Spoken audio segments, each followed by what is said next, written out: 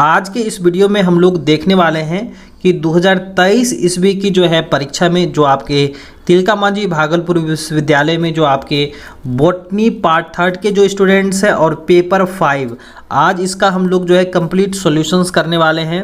साथ ही साथ जो है यहाँ पर हम लोग देखेंगे कि जो है फर्स्ट सवाल जो आता है एक्सप्लेन द फॉलोइंग, जिसमें आपको बहुत सारे जो है टर्मिनोलॉजी देखने को मिलते हैं, टेक्निकल वर्ड्स देखने को मिलते हैं।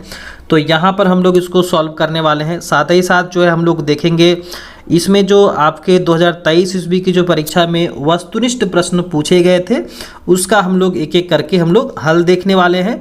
तो चलिए शुरू करते हैं। और जो बच्चे इस चैनल पर नए हैं तो चैनल को सब्सक्राइब कर दीजिएगा, क्योंकि जो है इस पर जो है हम लोग पेपर 5, 6, 7 और भी इससे जो है बहुत सारी महत्वपूर्ण जानकारी जो आपके पार्ट थर्ड के लिए जो है कैंडिडेट्स के लिए बहुत ही महत्वपूर्ण होने वाला है। और उन सारे बच्चों के लिए जो आपके जो है जो साथी हैं, जो मित्र हैं, वे इस बार जो है तिलका मांझी भागलपुर विश्वविद्यालय में पार्ट थर्ड के कैंडिडेट्स हैं और उसका जो पेपर है वो बॉटनी ऑनर्स है।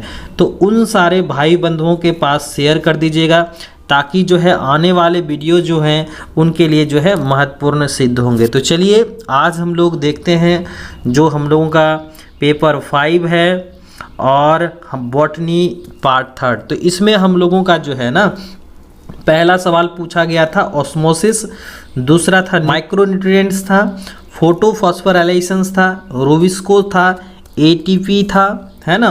उसके बाद था साइटोक्रोम का डिफिनेशंस, GA3 क्या होता है, स्टार्च आया था, एलोस्टेरिक एंजाइम्स आया था और को एंजाइम्स था।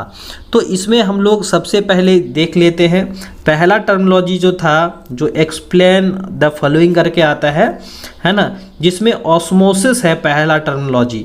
तो ऑस्मोसिस क्या होता है, तो इसको हम लोग किस प्रकार से लिखेंगे कि ऑस्मोसिस जो होती हैं एक ऐसी प्रक्रियाएं होती हैं जिसके द्वारा विलायक के अणु, है ना, यहाँ पर जो है सॉल्वेंट के जो मॉलिक्यूल्स होते हैं एक अर्धपारगम्य झिल्ली यानी सेमी परमेबल मेम्ब्रेन्स के माध्यम से उच्च सांद्रता यानी कि जो हाई कंसंट्रेशंस वाले क्षेत्र से निम्न सांद्रता यानी लो कंसंट्रेशंस वाले क्षेत्र की ओर तब तक गति करते हैं जब तक कि झिल्ली के दोनों ओर सांद्रता बराबर ना हो जाए। तो याद रखना है कि ऑस्मोसिस क्या है, एक प्रक्रिया है। क्या है ऑस्मोसिस, क्या होती हैं, एक प्रोसेस का नाम है जिसके द्वारा क्या होता है विलायक के अणु एक अर्धपारगम्य, यहाँ पर हम लोग को भूलना नहीं है, सेमी परमेबल मेम्ब्रेन्स यानी अर्धपारगम्य झिल्ली के माध्यम से उच्च सांद्रता वाले क्षेत्र से निम्न सांद्रता वाले क्षेत्र की ओर क्या होती हैं तब तक गति करते हैं जब तक कि झिल्ली के दोनों ओर सांद्रता बराबर ना हो जाए। तो ये हम लोगों का था पहला सवाल, टर्मिनोलॉजी था। चलिए अब हम लोग देखते हैं दूसरा सवाल। दूसरा सवाल पूछा गया था कि माइक्रोन्यूट्रिएंट्स क्या होते हैं, है ना, जिसको हम लोग हिंदी में क्या कहते हैं, सूक्ष्म पोषक तत्व कहते हैं।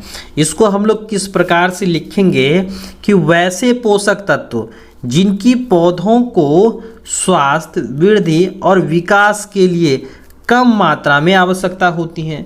यानी कि जो पौधे होते हैं उनको जो है ना वृद्धि के लिए, स्वस्थता को बनाए रखने के लिए, ग्रोथ एंड डेवलपमेंट्स के लिए कुछ पोषक तत्वों की ज़रूरत पड़ती हैं।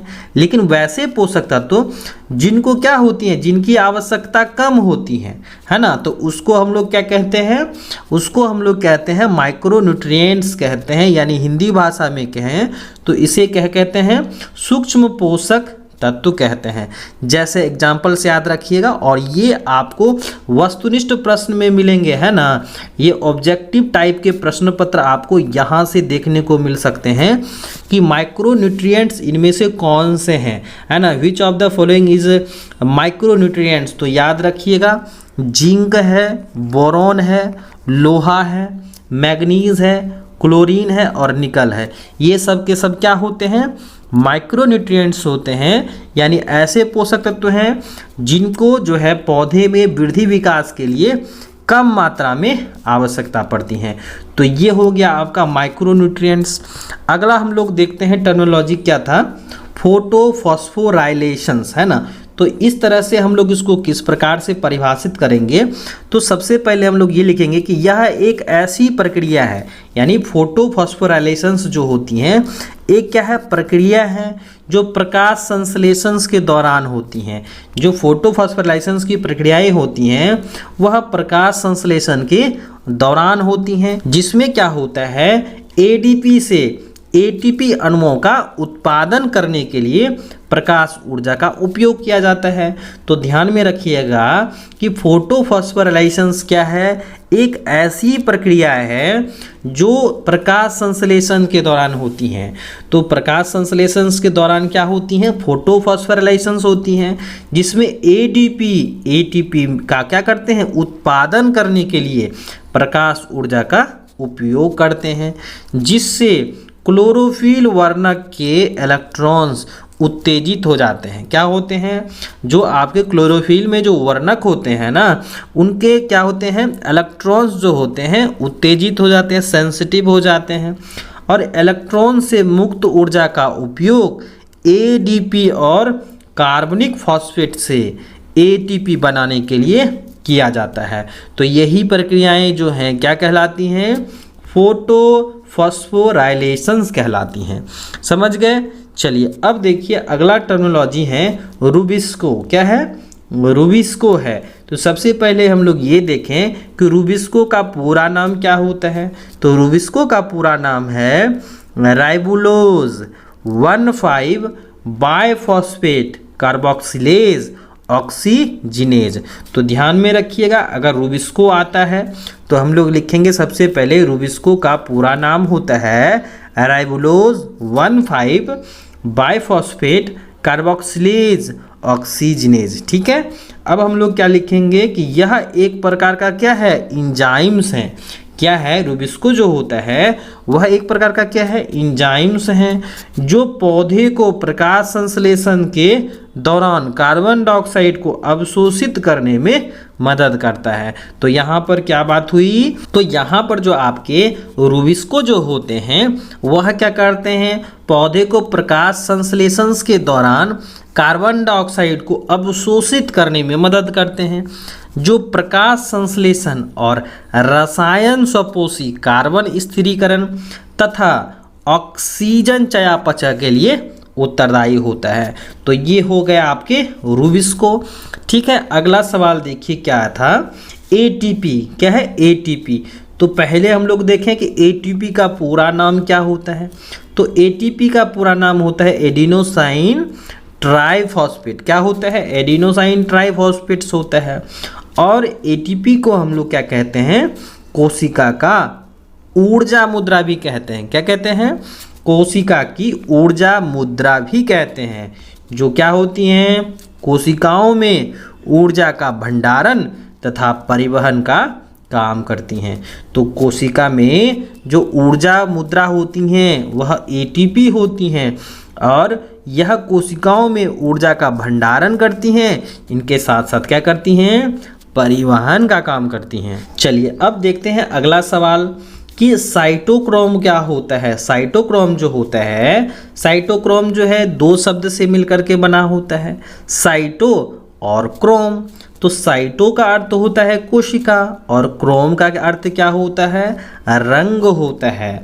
तो इसको हम लोग किस प्रकार से लिखेंगे कि साइटोक्रोम जो होता है ना, यह एक प्रकार का क्या है, प्रोटीन है। क्या होता है, प्रोटीन है जो इलेक्ट्रॉन का स्थानांतरण करता है। क्या करता है, इलेक्ट्रॉन का स्थानांतरण करता है, और यह कोशिकाओं के अंदर ऊर्जा के ट्रांसपोर्टेशंस के लिए जिम्मेदार होते हैं, जिसमें साइटोक्रोम्स में हीम नामक एक रासायनिक समूह होता है, और हीम समूह जो होते हैं ना वह पोरफायरिन रिंग से बना हुआ होता है। तो ध्यान में रखिएगा कि साइटोक्रोम दो शब्द से मिलकर के बना होता है। साइटो का अर्थ होता है कोशिका और क्रोम का अर्थ होता है रंग, और साइटोक्रोम क्या है, एक प्रकार का प्रोटीन्स होता है जो क्या करते हैं, इलेक्ट्रॉन्स का ट्रांसफ़र करते हैं। यह कोशिकाओं में ऊर्जा का, यानी कि जो कोशिकाएं होती हैं उसके अंदर जो है ना ऊर्जा की ट्रांसपोर्टेशन के लिए जिम्मेदार होती हैं। और साइटोक्रोम्स में हीम नामक एक क्या होता है, रासायनिक समूह होता है। और हीम समूह जो होती हैं वह पोरफायरिन रिंग से क्या होती हैं, बनी होती हैं। चलिए अब हम लोग देखते हैं अगला सवाल। अगला सवाल आया था कि Ga3 क्या होता है।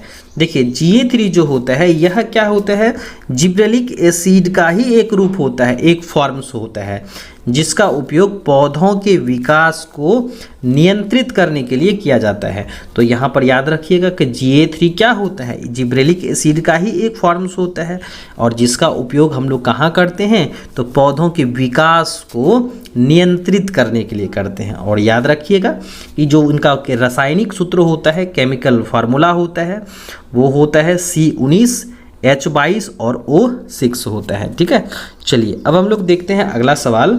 अगला सवाल आया था स्टार्च, है ना। स्टार्च क्या होता है, तो स्टार्च को ना हम लोग क्या कहते हैं, मंड कहते हैं। क्या कहते हैं, स्टार्च जो होता है ना वह मंड कहलाता है।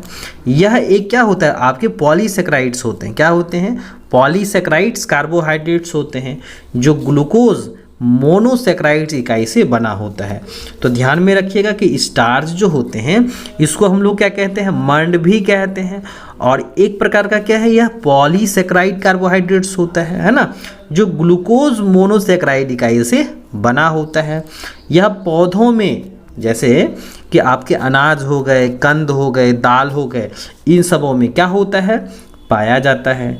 चलिए अगला सवाल आया था कि आपके एलोस्टोरिक एंजाइम्स क्या होते हैं। एलोस्टोरिक एंजाइम्स क्या होते हैं, तो लिखेंगे कि यह एक प्रकार का क्या होता है, एंजाइम्स होता है। जैसा कि नाम से ही है एंजाइम्स, तो एलोस्टोरिक क्या है, एक प्रकार का एंजाइम्स है जिसमें एक अतिरिक्त बंधन स्थल होता है, यानी कि यहाँ पर जो है बाइंडिंग साइट्स होता है एडिशनल, जिसमें क्या होता है, छोटे अणु जुड़ते तथा अलग होते हैं। तो इस वजह से एंजाइम्स की जो गतिविधि होती है ना वो प्रभावित हो जाती हैं। तो यही जो है क्या कहलाता है, एलोस्टोरिक एंजाइम्स कहलाता है। यानी कि यह एक प्रकार का एंजाइम्स होता है जिसमें अतिरिक्त बंधन स्थल होता है, यानी कि एडिशनल बाइंडिंग साइट्स होता है। यानी कि यहाँ पर क्या होता है, एडिशनल बाइंडिंग साइट्स होता है जिसमें जो छोटे अणु होते हैं वह जुड़ते और अलग होते हैं। तो इस वजह से जो ना एंजाइम्स की गतिविधि जो है वो क्या होती हैं, प्रभावित होती हैं, इफेक्टिव होती हैं। जैसे आपके कुछ एलोस्टोरिक एंजाइम्स है, जैसे कि आइसोसाइट्रेट्स होते हैं, आपके जो है डिहाइड्रोजिनेज होते हैं, ये सब के सब क्या हैं, एलोस्टोरिक एंजाइम्स के एग्जाम्पल्स हैं। पूछे भी जा सकते हैं कि write the examples of allosteric enzymes. तो याद रखिएगा कि आपके जो हैं आइसोसाइट्रेट्स होते हैं और डिहाइड्रोजिनेज होते हैं। और हम लोगों का आखिरी सवाल है कि को एंजाइम्स क्या होता है ना। तो यहाँ पर जो है हम लोग इसको कैसे लिख सकते हैं कि यह क्या होता है, ऑर्गेनिक कंपाउंड्स होता है।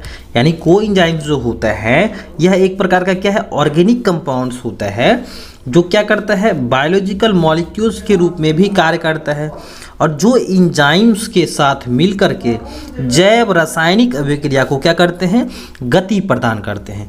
तो यही क्या कहलाता है, आपका को एंजाइम्स कहलाता है। यानी को एंजाइम्स जो होता है वह बायोलॉजिकल मॉलिक्यूल्स होते हैं जो क्या होते हैं, ऑर्गेनिक कंपाउंड्स होते हैं और ये एंजाइम्स के साथ मिल करके क्या करता है, रासायनिक अभिक्रिया की गति को बढ़ा देता है। तो ये क्या कहलाता है, को एंजाइम्स। जैसे कुछ एग्जाम्पल्स में लाइपोइक एसिड्स है ना। दूसरा एग्जाम्पल्स है आपका थायमीन है, पायरोफॉस्फेट्स है, रिड्यूस्ड निकोटिनामाइड्स एडेनिन है ना, डाई न्यूक्लियोटाइड्स है। तो ये सब के सब आपके क्या हैं, को एंजाइम्स हैं। तो याद रखिएगा, पूछा भी जा सकता है कि write the examples of the को एंजाइम्स, है ना, कि एग्जाम्पल्स ऑफ को एंजाइम्स भी पूछा जा सकता है। तो को एंजाइम्स में क्या क्या याद रखना है आपको, लाइपोइक एसिड्स है ना, थायमीन, पायरोफॉस्फेट है ना, रिड्यूस्ड निकोटिनामाइड्स, एडेनिन, डाइन्यूक्लियोटाइड्स हैं। तो ये सब के सब आपके क्या हैं, को एंजाइम्स हैं। चलिए अब हम लोग देखते हैं कि जो आपका जो क्वेश्चन नंबर जो है पहला का बी है, इसमें जो आपका ऑब्जेक्टिव प्रश्न पत्र आता है, select the correct answer of the following, जिसमें आपको 10 क्वेश्चंस देखने को मिलते हैं और एक करेक्ट आंसर करने पर आपको 1 मार्क्स मिलते हैं, यानी कुल मिलाकर के अगर आपका 10 करेक्ट होता है तो इसमें आपको फुल मार्क्स 10 मिलते हैं। ठीक है, तो यहाँ पर पहला ऑब्जेक्टिव्स आया था कि the water potential of pure water, यानी कि जो शुद्ध जल होता है उसका वाटर पोटेंशियल कितना होता है।